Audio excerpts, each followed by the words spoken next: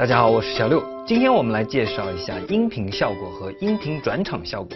相比于视频效果呢，音频的效果就非常少了。可以看到这里只有一个文件夹。下面我们就来介绍两个音频效果啊。首先是延迟效果，它能够做出类似于麦克风讲话的效果。那我们拖动一段我的口播素材到时间轴上面，在效果栏里面搜索延迟，将它添加到素材上面。下面我们就来调整一下它的参数。首先是这个延迟，它调节的就是延迟的声音和原声相隔的时间。就像我们现在设置成了0.1秒啊，播放一下。大家好，我是小六。上周发了一个小视频。可以发现每说出一个字呢，过了0.1秒之后呢，这个字又被重复了一遍，这个就相当于是回音了。下面我们来看看其他的参数。这个反馈调整呢，就是回音的强度数值越大呢，回音的强度就越大。这里我们调整为51.7%。这些参数都是我之前调试好的，小伙伴们在实际应用的时候呢，可以边听边进行调节。这个混合程度呢，调节的就是两个声音混合的程度了。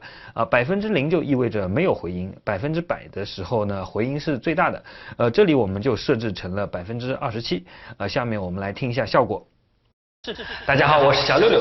上周发了一个小视频，很多小伙伴在下面留言问我们来取消这个效果来对比一下。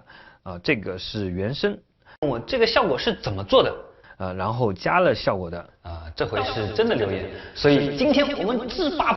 是不是很神奇？下面我们再来看看另一个效果，低通。它可以用来制作水下的音效。我们将时间线上的素材删掉，拉一段音乐下来。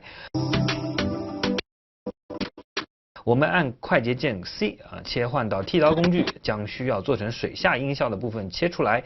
我们在效果栏里面搜索低通，然后将它添加到素材上面。我们将屏蔽度调至550赫兹，这样它就会屏蔽一些声音，营造出水下那种闷闷的感觉。我们来听一下。其实现在这个声音呢还差一点点感觉我们可以再加一个水流涌动的效果在下面调节一下长度。下面我们来听一下。